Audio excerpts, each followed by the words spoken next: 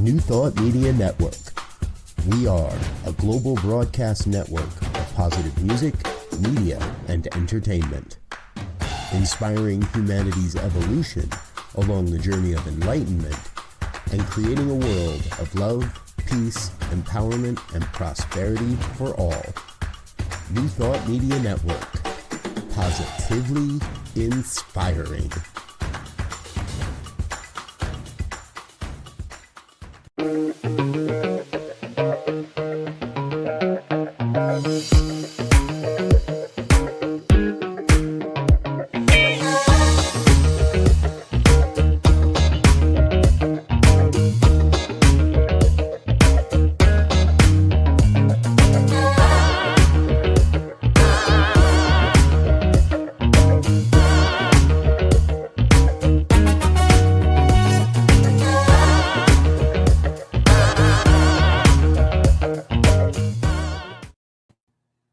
Hello again, dear ones. Dr. Robert with you over here.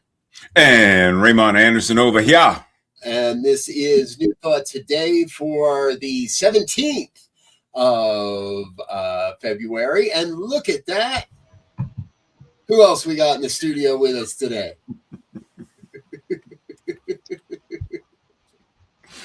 My dear co-host, Reverend Elzia, Sekou, slipping in the door just before we were about to lock the door on you. We were going to lock you out. You didn't get here soon. We were about to lock you out of the whole thing today, Z, but you made it, so, which we're glad to see.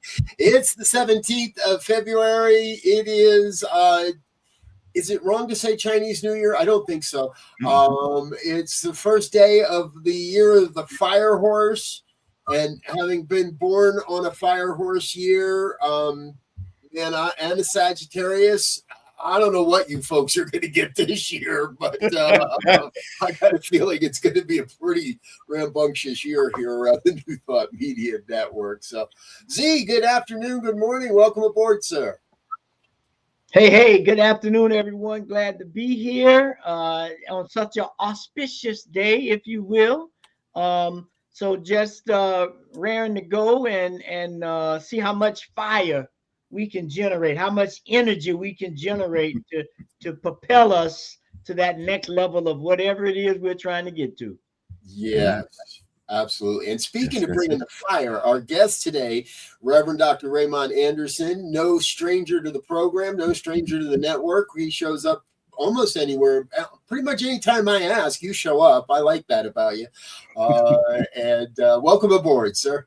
My pleasure. Great to be with you both again and ready to set something on fire. We those metaphysical arsonists, just setting so the phoenix can rise from the ashes. I like it. So the phoenix can rise from the ashes. All right. Well, that puts a damper on how I was going to start today's show because we do have a little bit of tough news this afternoon. It's a day of remembrance now. It's a day of mourning. Reverend Jesse Jackson made his transition overnight. It was announced early this morning. And Raymond, I know I saw a post from you already about it today. And I imagine for many in the African-American community of America, this one's going to hit harder than most. So, gentlemen, somebody get us started. Let's say some words for Reverend Dr. Jesse Jackson. Yeah, well, I'll jump right in because first and foremost, he was a fraternity brother of mine, and I got a chance to meet with him several times. I actually worked on I'll say part of his first campaign that he did for president in '84 when he came to Florida. And at that time, I was a professor at Florida A&M University, so kind of worked with that as a professor, getting my students involved and as a fraternity brother. So he will sorely be missed.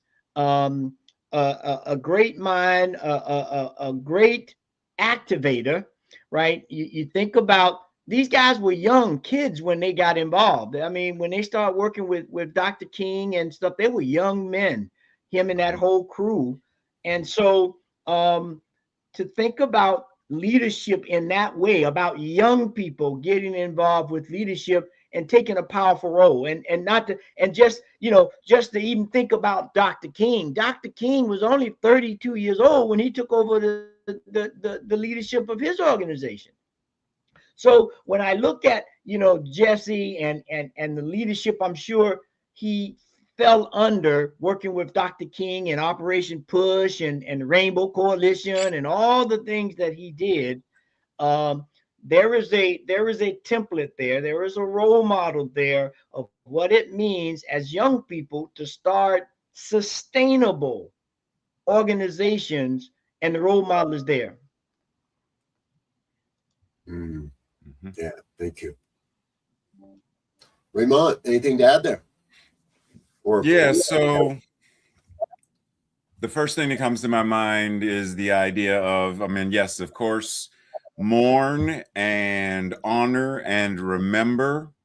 But one of the most powerful things we could do to honor him is to pick up the torch and carry on when there's so much that's going on where people are attempting to do the same thing they do with Dr. King, whitewash and downplay and minimize how much of an agitator he actually was. And so rather than allowing the mainstream culture to, you know, basically emasculate him, you know, per se, that's what they're doing is, but he was so, and, you know, peace and yeah, but however, there was fire in there in terms of. So for me, one of the biggest things is honor, celebrate, and remember by picking up the torch, by doing what is mine to do in the name and in the energy of he and all of the ancestors who went before him in terms of, okay, so now what? He's gone on into life after life. We're still here. What's mine to do? So for me, that's it. Pick up the torch and act. Right on. Beautiful. You know, and I think you hit on something. I know you do. You're hitting on something really important because it wasn't that long ago we did the same thing to John Lewis and whitewashed his history, his upbringing, his rebel fire, if you will, to turn him into something that is palatable to the white folk in the room. And that's kind of my question. Now, I'm going to admit I don't know as much as I probably ought to, and this is I'm realizing I got some homework to do. Besides the two of you gentlemen, and who else do you see that is picking up that torch? Who's been willing to say? And I can't believe that it feels safe to pick that torch up right now in the culture that it is America, but who do you see, or what can we do to encourage or support those for the next generation to pick that torch up? Wow. You go first? Oh, yeah, because I mean, because mine's gonna be short. I'm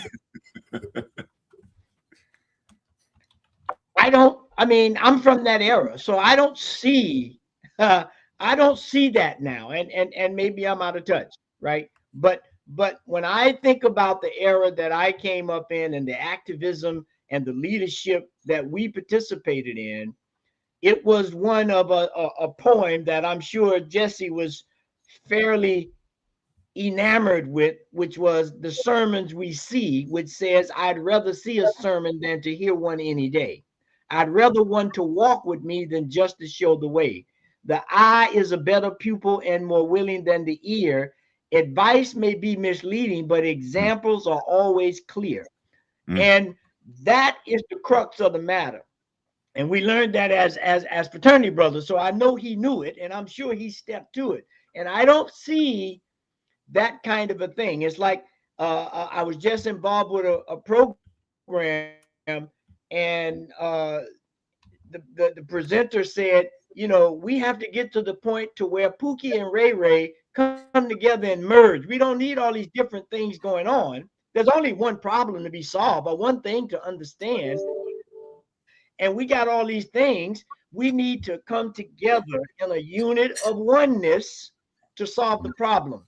And you can still have your approach and do your thing, but it is the oneness that the Rainbow Coalition was speaking to. It was the oneness that Operation Push was speaking to. And they brought in SNCC in the student, they brought in all the organizations still doing their thing, but there was one Rainbow Coalition where we're going to get things done. And so I ain't seen that yet, but I know it's coming. It's the reincarnation of the Phoenix, as my brother just said, is about to happen. And so I'm gonna turn it over to him right now. So for me, it depends on where I'm looking for the energy, right? Like, so looking for the energy, the first folks that pop into my mind would be individuals like Justin Pearson and Justin Jones. You know, they're shaking stuff up in Tennessee regarding, you know, they've been silenced and kicked out and stuff for bringing that energy into the space. Right. When I think of, you know, of course, Bishop Barber and all of, like, it's okay. So depending on the generation and whatnot. So I'm also looking at the era that we are in, this technological era. It's like, okay, so how does that energy show up in the social media sphere of, and there are many, you know, influencers that are doing, you know, TikTok and things. And one of the first people that comes to my mind, he's more of an educator, would be Khalil Green. Like, he's one of the first, very young man. Like, he might be in his early 20s. He's got to be in his early 20s. And he brings very in-depth Substack lessons regarding this is why the ape trope and the monkey trope, this is what it traces back to in terms of racism and policing. This is how it started as slave catchers. And he's very, I mean, woo. So looking for the energy of who's in front doing some kind of work. Those are some of the people that pop off for me. In terms of grassroots, I'm not really not in the same way. I am not really privy to where on the grassroots level do we have. Yeah, I'm not really seeing that. I'm seeing grassroots through the interwebs and some things happen. Jasmine Crockett, like, there are people in certain positions that are stirring stuff up, of course. But we need more. And you bring a good point there, in terms of the grassroots part, right? Because those organizations and those individuals were grassrooters, right? Which was part of the appeal to the masses, if you will, because it wasn't highbrow. It was down to earth and practical. I need to see it so I can do it. Or I need to, you know, if you show me what needs to be done, I can do it. And that's what right now we are still, I believe, in the rhetoric stage of a new incarnation. And I mean, we got enough rhetoric. What we need now is some application. And that's where I'm trusting that we're moving, because we know there are no accidents in the universe. So we know that is being kindled and rebirthed right now. Yeah. Folks, there's already one of our pieces of homework for the week. Get on your Chat GPT, get on your Google search, get on wherever it is, and start to answer this and ask. You know, I did while you gentlemen were talking, I did a real quick search, and a couple things came back: the Black Youth Project 100, Black Radical Congress, the Say Her Name movement. There is still a continuation of the Rainbow Push Coalition, and other places where we can be vocal supporters, financial supporters. I do want to say I see some of it. I do see some and not to try to co-opt this, I do see some white folk that are willing to stand up. A woman that just jumps into my head, I've been watching a lot lately, a woman named Monte Mader. She was brought up as a white nationalist, brought up as a Christian nationalist, and was indoctrinated from day one in that belief system, and has since denounced all of that and does a great job of deconstructing these things from a white perspective as to how white folk can be involved in the deconstruction of these old systems and such. We also, I heard the two of you say something really important there in different ways, and it's something that's been up for me an awful lot lately, and this is directly relational to our topic, New Thought. The New Thought movement is being more active, being more embodied. And you know, we've been teaching the philosophy for an awful long time. Dr. Raymont, you and I were talking about this in the green room beforehand, that we teach people that we say we don't teach people what to think, but we teach people how to think. And yet a lot of times it looks more like we're teaching people what to think. How can the New Thought movement do a better job of embodying what seems to be a very necessary movement towards the social active side of life? You want my honest answer? Yeah. So we need to go back to the concept of what is embodiment? Like, and I mean real, what is embodiment? And it could be anything. One of the things that forces us, in my opinion, to distance ourselves from our emotions and feelings and our body and all the other things is we like to metaphysical malpractice and bypass. So we move away from things like, oh, you're scared based upon what's going on in the political sphere. Let's address it. Bring it up. The same thing we do when we're treating. Bring it up. And now let's add spiritual principle to it and figure out what to do. Versus, well, there's no such thing as separation. It's all oneness. Okay, I understand what you're saying. I understand what you're saying. But the moment we jump into the whole thing of, well, we need to stop talking about separation. Well, if we really go there, then that means there are three. No, can't do that because 3 is a number and it identifies 3 individuals. So there's, okay, well, wait a minute. How do we have a conversation? So what? God is, wait, I'm confused. There's 3 men, 3 different names. Like, how do you talk about different foods if there are no different foods? Because there's only oneness. So we need to get into a space of, what am I honestly feeling? If I'm angry, if I'm afraid, if I'm whatever it is, I need to be honest with myself. And then how do I get honest with what I'm feeling, the emotions in my body? And then say, now, what does spiritual principles say regarding this thing that I'm afraid of, whatever it is, this thing that I'm worried about, whatever it is. I need to bring consciousness and body awareness into the same space. We as ministers and practitioners, we have to set the tone, because these other people, they don't know what's going on. They come on, they have no idea what we do. For real. So we have to set the tone. We have to start teaching it in classes instead of bypassing things, right? When I was licensed, I told y'all this story before. When I was licensed, one of the licensing ministers called me a liar to my face because I mentioned something that was in an Emma Curtis Hopkins book that she wasn't familiar with as a scholar of Emma Curtis Hopkins. I mentioned it because I've taught it. I'm familiar with it. And so I bring it to their attention. And then when I scan the pages and send them, there's no apology, there's no recognition.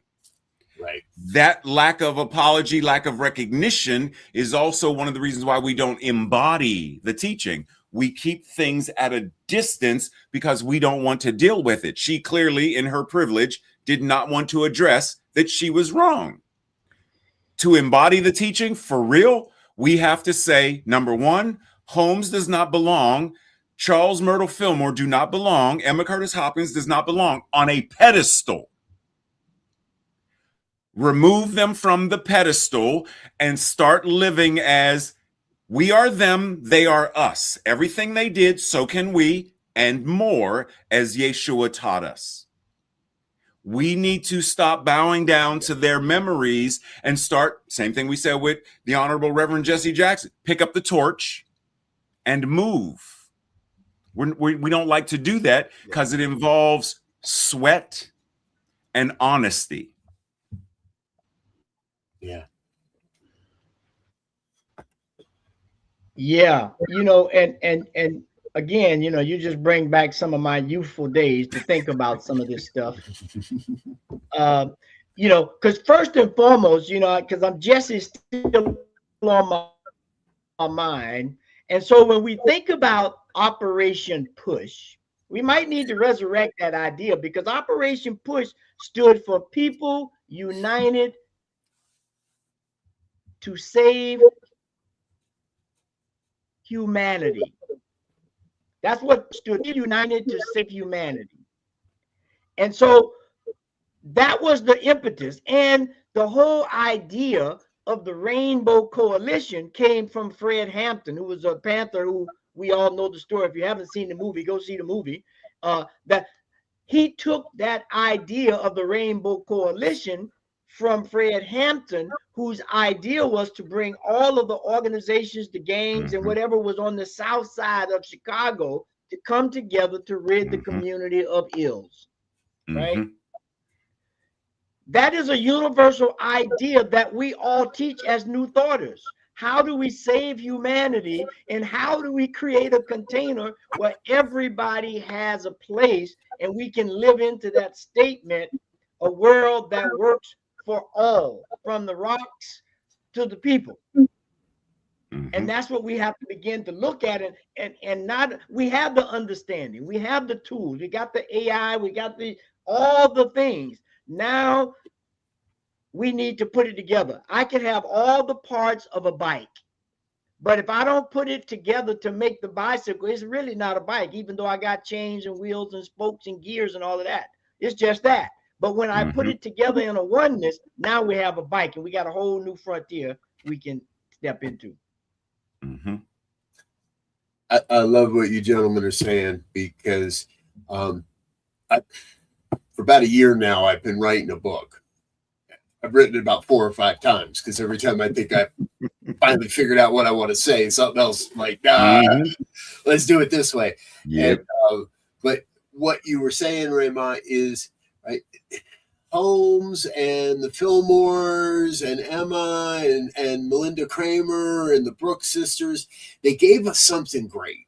And they too were kind of rebels in their time. This was radical stuff when they were writing, when they were preaching, when they were working in the world. This new thought concept was radical. How dare you say that God is within you and that you are a divine expression of God's life? Like, holy no, you can't say that. And what New Thought, in many ways, we've become so mainstream in some of our, those radical thoughts are now accepted as like, yeah, well, of course meditation works. Shit, we all know that. And of course affirmations work. And we've, in many ways, my opening chapter at this point focuses in around, what are we going to do now? What are we going to do with this great gift that was given to us, to take it more embodied, more active, however we're going to say it, out into the world? And you guys have given me a great idea here today, because I've been watching the monks and their march from Texas to DC. Folks, if you don't know what I'm talking about, man, welcome. I'm glad you crawled out from underneath the rock today. The what the monks have been doing, and I kept looking at this, and I'm saying, why in the heck aren't we out there? Why is New Thought not out there as a philosophy, as an okay, I almost said organized religion, forgive me, but why are we not out there?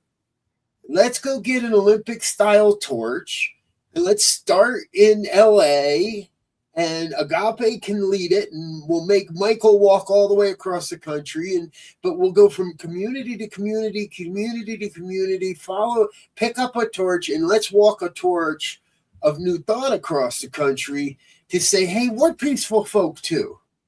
Mm-hmm. We can be that too. I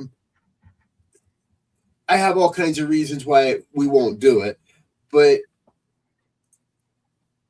is not now the time for New Thought to finally stand up and say, we're more than just some closet meditators on a cushion watching the world revolve around ourselves?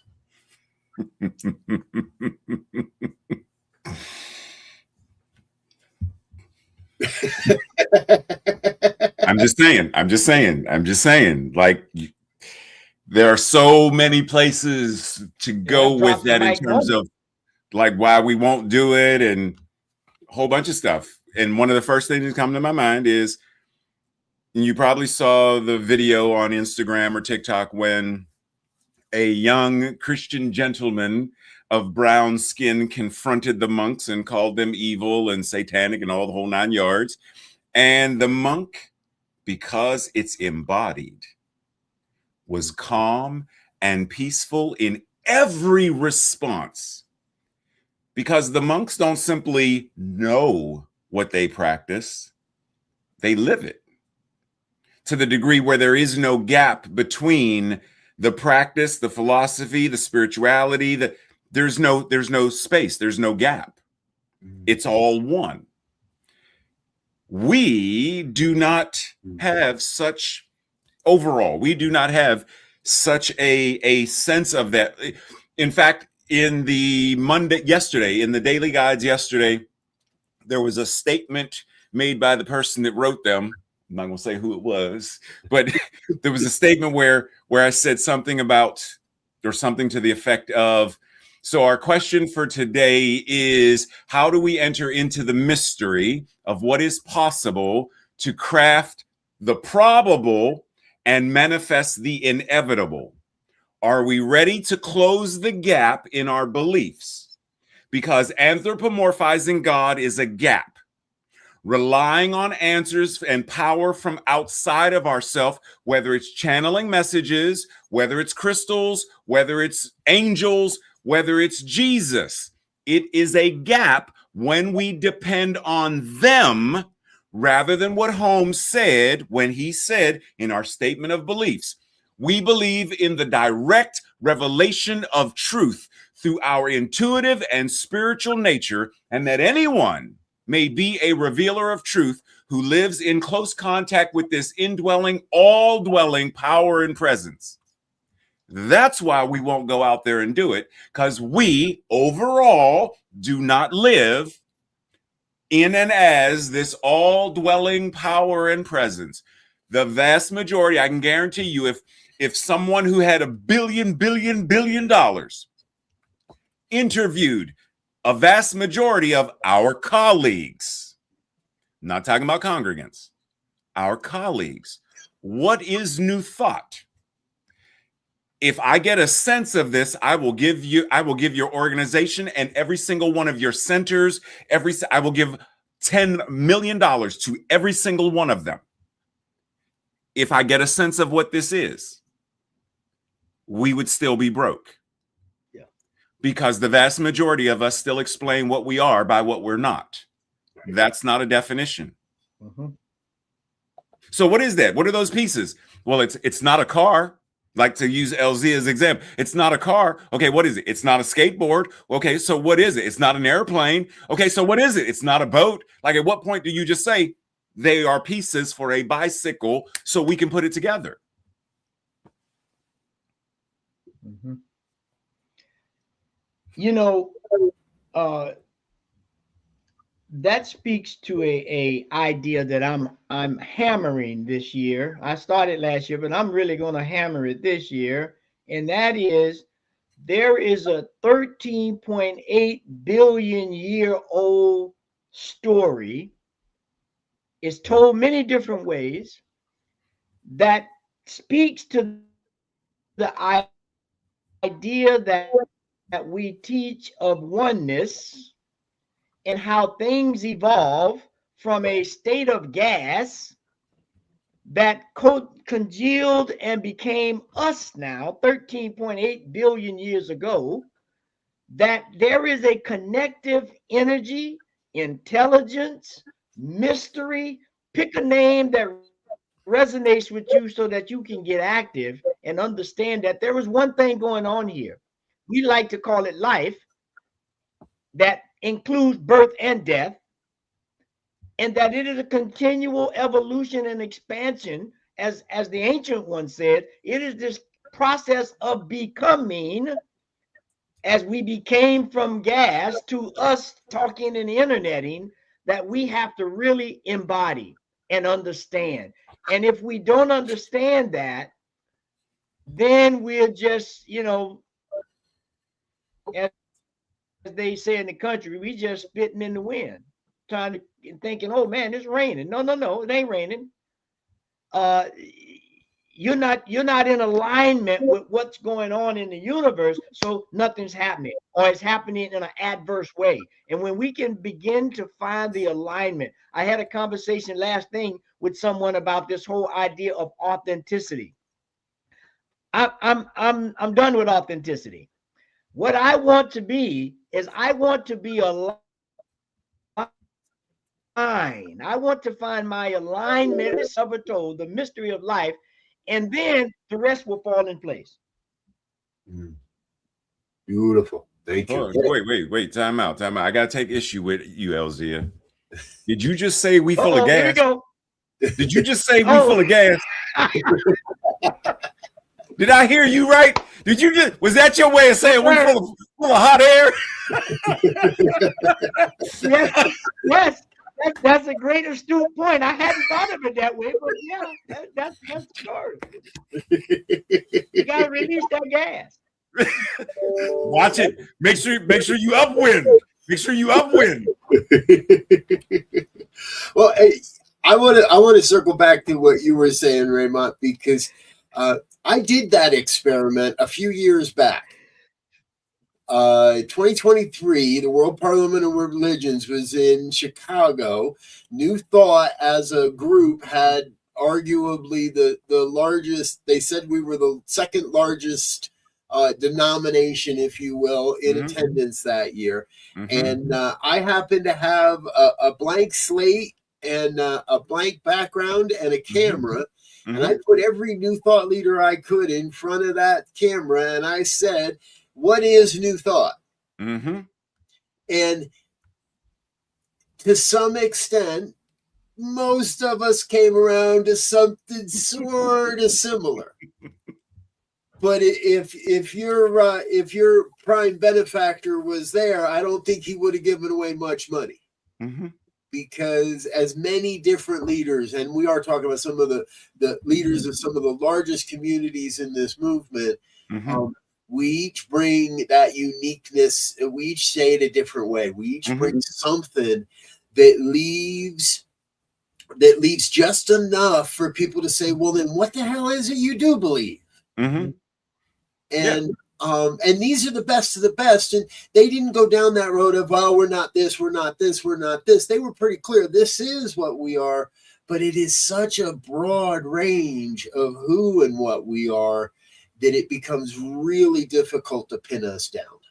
Right. But the thing is, and I'm sure, Elzia, as someone who, taught college or university, when someone says, this is my genre, whether it's psychology, sociology, etc., all of the psychology professors know how to explain what psychology is, even if they use different words to express or explain or where they start from.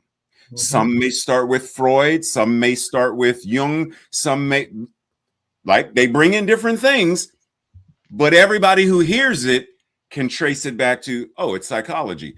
Oh, it's theater. It's the theater arts. Oh, this is what surrealism is. Oh, this is what cubism is. We don't have that kind of uniformed where I can express it in a different way, but I can come back to and say, yeah, I can see how your definition of psychology and his definition of psychology and her definition of psychology, I got it. It's still psychology. We don't do that because we still buy into the rugged individualism as a concept so powerfully that it's actually separating us rather than unifying us. That's excellent, because when we talk about, in a lot of the ancient teachings and systems that brought young men and women into adulthood, or whatever stage of life they were in, it inevitably, in one way or another, spoke to this 360-degree circle of life. Makuta Matata. We can go there. And the interesting piece of it is and we just gonna keep it at the degrees. We're not going to go to half degrees, but just at each one of those degrees is a different perspective of the 360. And it takes that whole piece together. Once I understand we're talking the same genre, as Dr. Raymont said, now I can bring my degree 10 and your degree 20 and that degree 300 together and see how we work together. So the competition goes away. The jealousy goes away. The envy goes away. The one-upmanship goes away, because we're all talking about the same thing. And now I can see where I feed you, you feed me. Now we can get the wheel, the 360-degree wheel, circle, spiral moving, so that we begin to understand and create and support and sustain and all those things. And sometimes it's an uphill journey. Just I may be coming upside of that 360. Sometimes I'm going down, but it's all one thing. And so I don't get bent out of shape when I got to go up, or I don't get too comfortable when I got to go down. That's what we have to begin to work with and understand. That's embodiment. Well, there we go. And folks, we've kind of done that thing where if you ever drive home from work and miss your exit, we kind of totally blew past our first commercial break today. So rather than try to squeeze two in, we're just going to call this a bonus episode and only do one commercial break. We're going to do that right now. We're going to take a couple of quick minutes, let Dr. Raymont have a sip of water, let you take a stretch, and say hello to our organizational sponsors and our individual donors and such. But we'll be right back in just a moment or so with more with Reverend Dr. Raymont Anderson here on the New Thought Today program, part of the New Thought Media Network. Please don't go away. Stay with us. We'll be right back after these messages.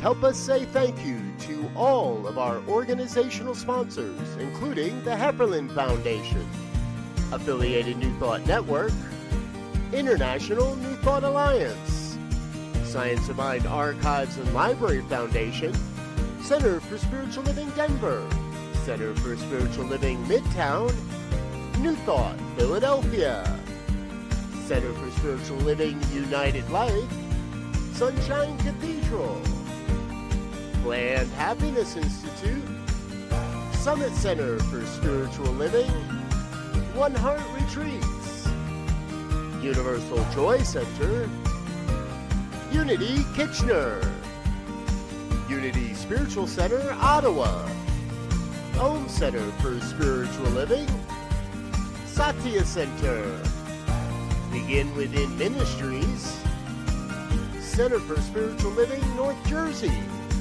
Unity of Savannah, and the Center for Spiritual Living, Seattle, as well as all of our individual donors. On behalf of New Thought Media Network, thank you, and please like, share, and subscribe. New Thought Media Network, come be you. And we're back with more of New Thought today here on the New Thought Media Network. I'm Dr. Robert. My co-host, Reverend Elzia, and I welcome our special guest, Reverend Dr. Raymont Anderson from the, now I want to get this right because I rarely do. It's the Center for Spiritually Integrated Arts. Correct. And we would be very remiss if we didn't spend at least a few moments giving you a chance to explain a little bit more about what that means and how you're showing up in the world. So tell us a little bit more about your ministry before we get back into the fire stuff. Perfect. So thank you for the opportunity. So one, the Center for Spiritually Integrated Arts is a teaching center within Centers for Spiritual Living. And the focus, once they see, this is where CSL made a mistake. They said, you get to do whatever you want to do, however you want to do it. Ha! So it is a place where I have brought all of my passions in the arts to say, why do we relegate spiritual practice to being meditation or journaling or this or that? If we are going to teach and educate that God is all there is, oneness is all there is, then that means this individualized expression of the divine, washing dishes, is a sacred practice. It is spiritual practice because the universe is washing this thing called plate, which is also an expression of the universe. Then it's all spiritual practice when I embody it that way and come from that consciousness, period. So that's our main focus, is how do we address everything we do? All of it. Going to watch the newest Marvel film, that is going to church because it is a story. Stories are metaphysical opportunities for a deeper understanding of self. So Ray, where are you going today? I'm going to church. Who's preaching today? Doctor Strange and Spider-Man. Like, okay, like if that's what it is, that's what it is. But all of this, everything, going out to a park, watching the kids blow bubbles, all of that becomes church. So at SIA, that's sort of where we are in terms of my focus. I do my best to offer critical thinking. I offer people the opportunity to really deep dive into, what does this mean? This is okay, so what does that mean? How do you apply that? And then have conversation about it. Okay, so we're discussing Dr. Holmes and the textbook, or, this thing called life. Okay, cool. Read the line. Okay, do you agree with it? No, I don't. Okay, why not? Okay, and then we literally, let's do what physicians do by extrapolating from the words instead of doing what our Christian siblings do, cherry picking from the Bible. Don't simply read what Holmes said and say, well, Dr. Holmes said. Cool, he said it. Say it in your own way. Use your own words to express the concept. Because if I simply say, well, Dr. Holmes said, show me 1,000 people who know what, okay, you're great with quoting. Are you also great with applying? Are you great with living? So I do my best to push people into that to push people into that space of what it means to take the words from the page, put it into their body and live it. In essence, that's what it is. And also, because I'm pulling from all kinds of things, I'm beginning to pull some of my passion for Afrofuturism into, so how does this now align with, because it's always been there, we just don't use those words. Well, I want to start using those words. I want to start with the whole, I'm going all the way down the rabbit hole with this one. And lastly, this great invention called AI that so many of our colleagues, they do the whole Frankenstein, like they do which I understand. Yeah, I saw the Terminator. I saw the Matrix. I understand. However, we have a great opportunity to dive into the mystery and use AI as the tool that it could be to push us into the next state of evolution of creating a world that works for all, truly. So I've started creating music videos to, like, I'll take the lyrics that I wrote, put them in an AI program. Okay, here's the music I want. I want it to sound like gospel. I want it to be a choir. And then, okay, now I have this, I have the track. And then I'll go into another program and select videos and sit down. So easily, one music video is a 9-hour project. I'm loving it. I'm putting them out there and it's getting great response from people. So just a different way of reaching a different generation of people with what we offer and what we teach. Beautiful. I want to get some of these music videos, put them on the Substack, on the New Thought Media Substack. Okay. And put them as part of our media drops category and start promoting them that way. So and if I could just, we've been threatening. Now I've been threatening, or somebody's been threatening for you and I to get together on a couple of things. But what I just heard you say, the moment you started talking, now some people may not be familiar with this, but I thought about Kwai Chang King. Yes. And the whole idea of Kung Fu, when he came to a different world, he was able to take all of the different arts and training. There it is. Yes. And we talked about the monks earlier, and that's what that symbolizes. That symbolizes taking all things, understanding the oneness, and allowing the music, whether they're playing flute or the gardening or the martial arts or the singing or the dancing or the healing. That is what this is.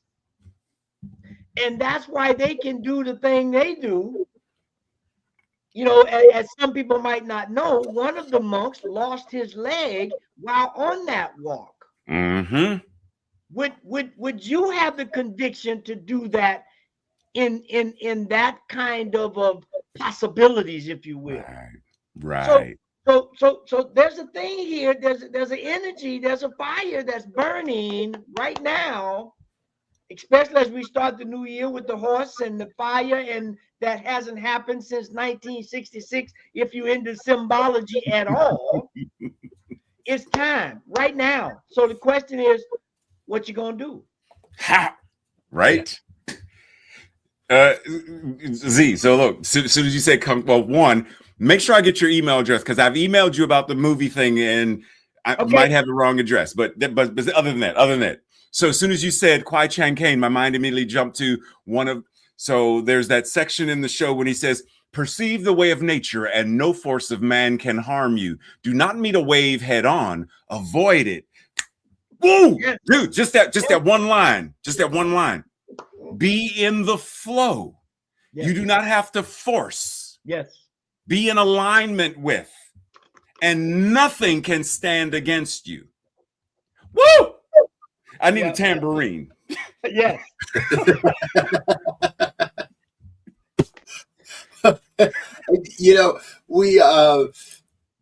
We're kind of well beyond the point. Again, folks, we've been just blowing past the exits today, like they don't exist.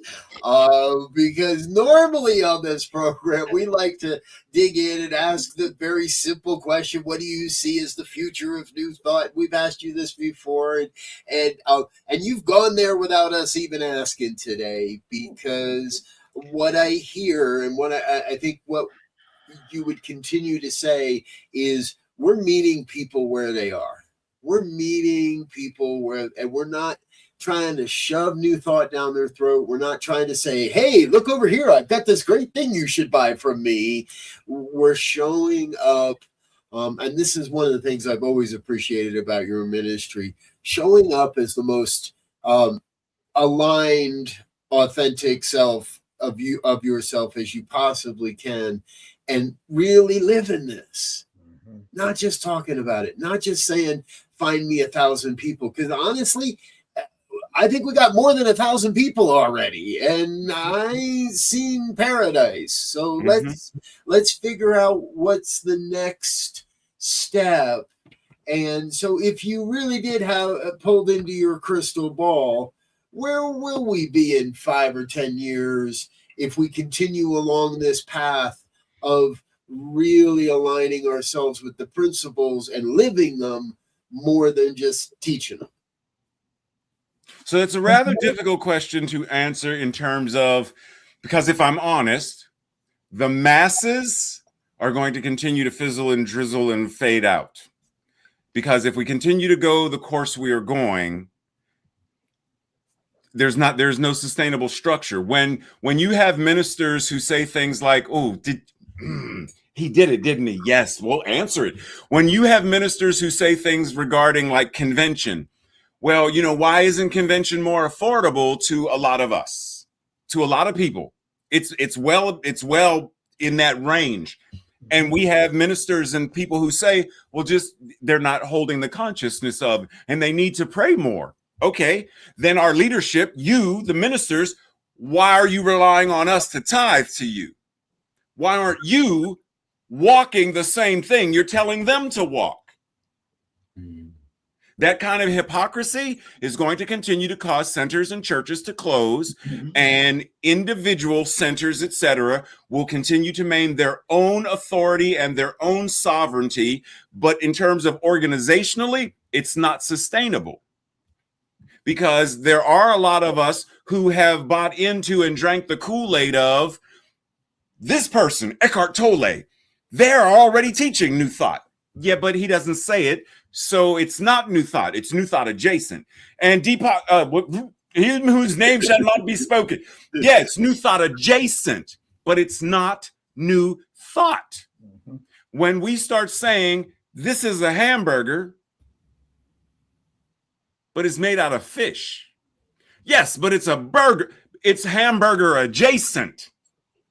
That is not a bicycle.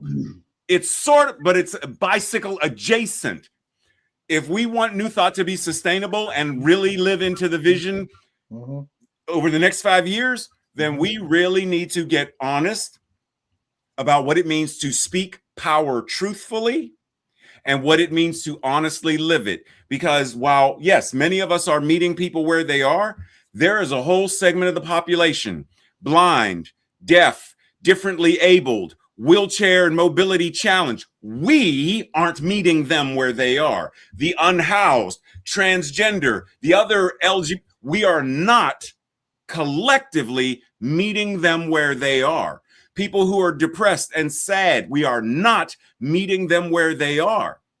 We're meeting these people where they are, those who have the privilege to avoid this. We're meeting them, but not this group. Boy, oh boy.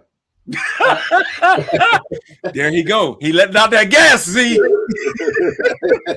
See, this is the thing right here. That was beautiful, because one of the things we stand on, or we say we stand on in this teaching, is vision and visioning and so forth. And an acquaintance of mine said, if someone does not have a larger vision for themselves, how are they going to have a larger vision for you? And so we have to get back to the principles of this teaching that go back to ancient times of a vision, not a visualization, not anything in that genre, but a vision, a truly inspired picture, image, feeling, symbol. It comes in many different ways that says, I'm going to hit the bell again, there is a oneness in the universe. And when I can capture the wholeness and vision of it, everything falls into place. And that's what we're not doing. We're not really, as we spoke earlier, we're not buying into that embodiment. And when we do, it'll happen, as they say, overnight. So dare I say, it's time to activate even greater Dr. King's vision of a beloved community. And in honor of Reverend Jesse Jackson today, maybe we just need to start calling that a beloved rainbow community. Yeah.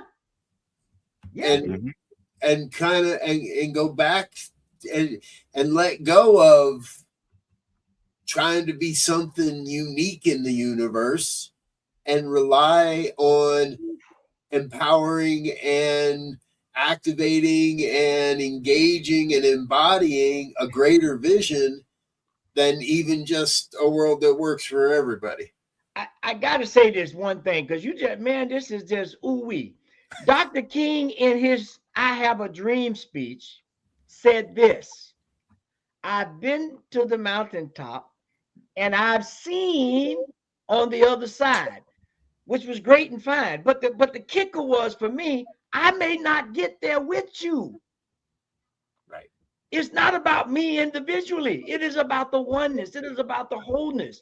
And that's where the focus was. He say, I may not get there with you, but I know, I feel, I sense, I can visualize this thing happening, and my energy is going there, and I'm done.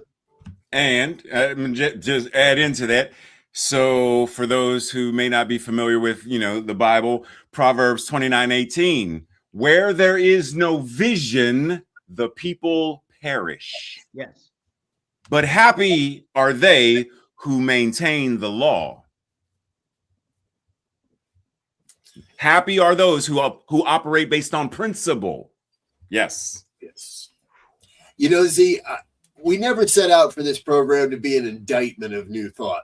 And I'm not trying to say that's what you just did, but it's about what I'm about to do. Because I may not get there with you. And when I look around the New Thought movement, far too often what I see is come be where I am. I've gotten there, or I'm gonna get there, and I want you to come with me because I'm gonna make it. And we have definitely a tendency to be an awful lot of I stuff, awful lot of I going on, and not an awful lot of we going on. Mm-hmm. And it's been said by others, and we'll say it again. I'm going to say it again. We got to get away from the me and get into the we. Mm-hmm. It's got to be we and us. That's what community is. We and us. But don't ever say those words in a prayer, because, there's only one. All right. Folks, don't get me started for another hour or two, but I think the last exit before the toll road is about to come up. It's about to hit us, and I don't think any of us want to start paying the tolls here. So we're gonna wrap this up. We want to thank you for being with us here on the New Thought Media Network. Raymont's waving some money around. Oh, I think he does have the toll. I'm ready to pay the toll. All right. Well, you can do that at ntmedia.org/donate. That's where you do that at, is you pay your tolls at ntmedia.org/donate. Help us keep this network on the air. If you like what you hear here, like what you're seeing here, please become a part of what's going on here. Dr. Raymont, thank you for being with us. Folks, we didn't even mention the fact that Dr. Raymont has joined the Saturday morning Science of Mind and Spirit Conversation Series team. So you can catch him periodically with us on Saturday mornings as we explore the science of mind philosophy in modern day language while still studying what is rapidly becoming an ancient book. BRZ is a part of that team, as am I. We want to thank you all for being with us. Be back with us again next week, where we'll do more of this with a whole nother guest. And Raymont, I think we got to get you into the irregular schedule of being with us, and make it happen a little more often. So cool. Let me know. Till next time, folks. Exactly. Till next time, we wish you peace and richest blessings. Bye now.